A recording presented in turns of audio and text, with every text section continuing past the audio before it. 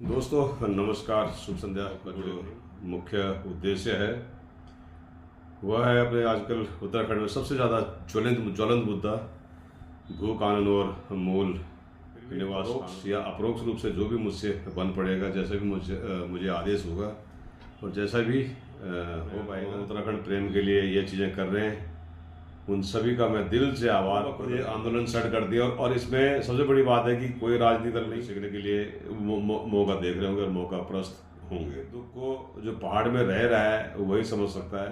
थोड़ा सा भी आधार होता है वह पहाड़ से निकल अपने घर के दरवाजे खुले रहे। मकसद भी यही होना चाहिए। बहुत ज़्यादा दूर नहीं है। आज आपकी 25 तारीख हो चुकी है तो 3-4 दिन रह चुके हैं। दोस्तों नमस्कार, शुभ संध्या, good evening. My name is SP Joshi और स्वागत है मेरे आज के ब्लॉग नानू किसानों में। और आज का ब्लॉग मैं विशेष रूप से जो बना रहा हूँ और जो विशेष रूप से जो आज के ब्लॉग का जो मुख्य उद्देश्य है वह है अपने आजकल उत्तराखंड में सबसे ज़्यादा ज्वलंत मुद्दा भू कानून और मूल निवास कानून के बारे में। और उसी बारे में सबसे पहले मैं कहना चाहूँगा कि मैं स्वयं वहाँ पर उपलब्ध नहीं होऊंगा, लेकिन फिर भी परोक्ष या अप्रोक्ष रूप से जो भी मुझसे बन पड़ेगा, जैसे भी मुझे आदेश होगा और जैसा भी हो पाएगा, मैं अपनी तरफ से पूरा प्रयास करूँगा कि मैं इस आंदोलन से जुड़ा रहूँगा। यानी मामला है ये अपने उत्तराखंड से, खासतौर पर पहाड़ी क्षेत्र के लिए और पहाड़ी क्षेत्र में के लिए जो विशेष रूप से जो आज की जो परिस्थितियाँ हैं उन परिस्थितियों के हिसाब से हमें क्या क्या करना चाहिए और क्या क्या नहीं करना चाहिए, कहाँ कहाँ हमें खड़ा होना चाहिए, कहाँ कहाँ खड़ा नहीं होना चाहिए। इन सभी मुद्दों पर मैं ज़्यादा बारीकी से तो मुझे नहीं पता कि मुझे क्या कहना चाहिए, क्या मुझे क्योंकि मैं थोड़ा सा जानता तो हूँ लेकिन इतना भी नहीं जानता, यानी कि पूरा अनभिज्ञ भी नहीं हूँ। और यदि थोड़ा बहुत जानता हूँ तो यही जानता हूँ कि यह चीज़ होनी चाहिए। और जो लोग अपने पहाड़ प्रेम, अपने उत्तराखंड प्रेम के लिए ये चीज़ें कर रहे हैं उन सभी का मैं दिल से आभार प्रकट करता हूँ। और जो लोग राजनीति के लिए कर रहे हैं तो राजनीति के लिए और क्षेत्र हैं। मुझे लग रहा है कि इस जो हमारा जो खास तौर पर जो 29 तारीख को ऋषिकेश में जो IDPL से और त्रिवेणी घाट तक एक मार्च है, मुझे लग रहा है पैदल भी होगा, बाइक भी होंगी, गाड़ियाँ भी होंगी, सब कुछ होगा। और मुझे लग रहा है कि वह देखने योग्य होगा और वहाँ पे हमें होना चाहिए, क्योंकि ऐसी परिस्थितियाँ बहुत कम होती हैं जब पब्लिक खुद ब खुद ये आंदोलन स्टार्ट करती है। और इसमें सबसे बड़ी बात है कि कोई राजनीति दल नहीं, कोई कुछ नहीं, सिर्फ इसमें क्षेत्रीय लोग हैं और पूरे क्षेत्र के, पूरा उत्तराखंड के लोग हैं और जिन्हें वाकई में इस चीज़ की आवश्यकता है। तो राजनीति वालों को ठीक है, उनको भी उनकी ड्यूटी भी है और राजनीति वाले राजनीति करें, अपने कोई समस्या नहीं, करनी भी चाहिए उनको।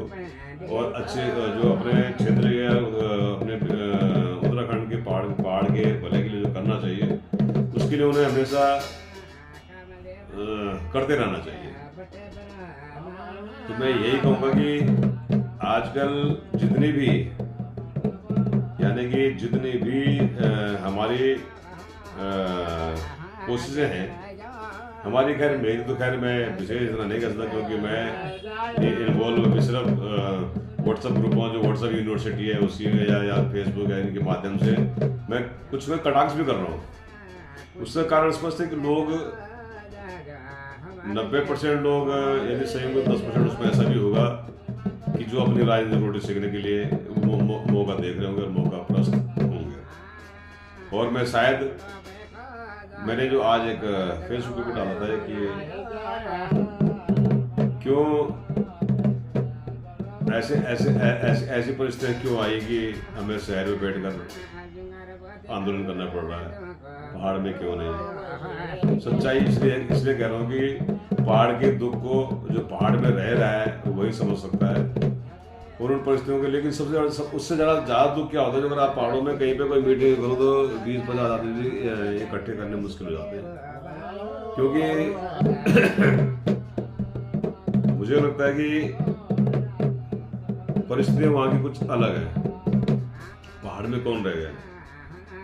पहाड़ में सिर्फ लोग मजबूरी से रह गए, अन्यथा मेरे जैसे कोई भी जिसके पास थोड़ा सा भी आधार होता है वह पहाड़ से निकल जाता है।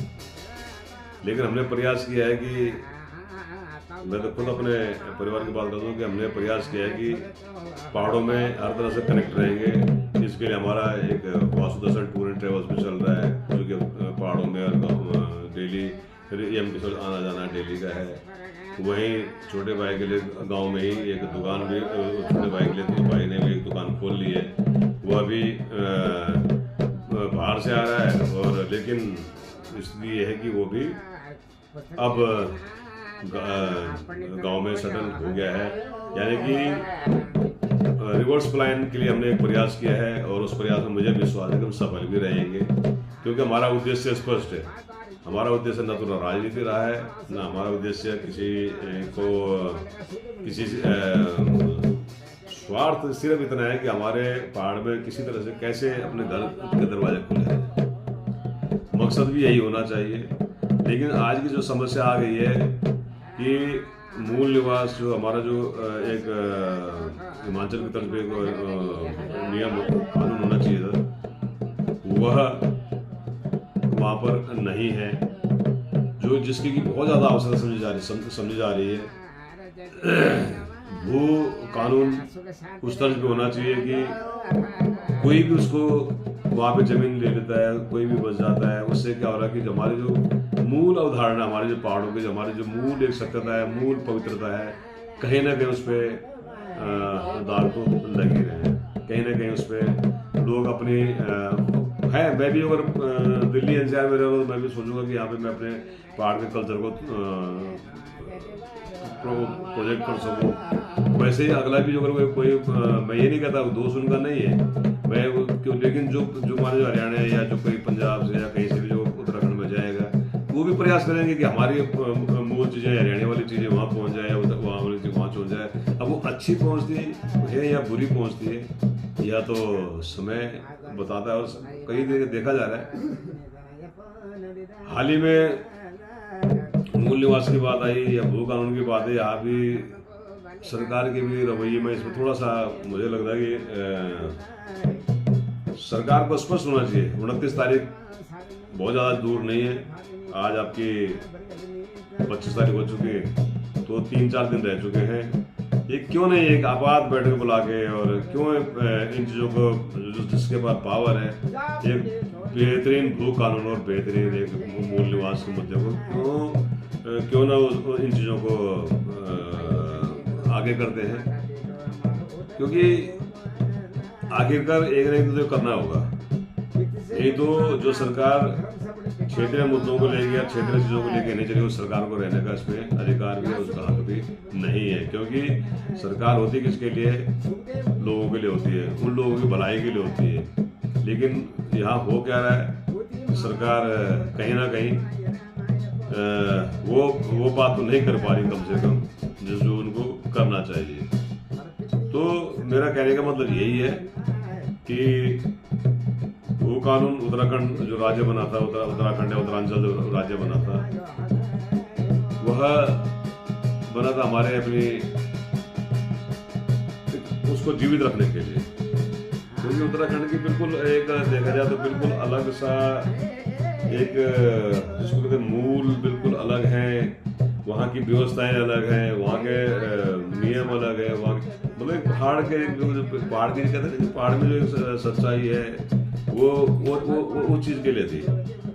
लेकिन हुआ उल्टा, आज पहाड़ छोड़ के शहरों में जा चुके हैं। और शहर से जो लोग हैं, जो बाहर के जो लोग हैं, जो बाहर के बोल रहे हैं, वो लोग आज वहाँ के मूल बनने की तरफ अग्रसर हैं। कारण क्या है कि वो उनके पास पैसा है और उस पैसे के बल पे वहाँ की चीज़ें खरीद लेते हैं वहाँ के। लेकिन कहीं ना कहीं जो उन चीज़ों के कारण हमारे उत्तराखंड पर पहाड़ों में खास तौर पे व्यवस्थाएं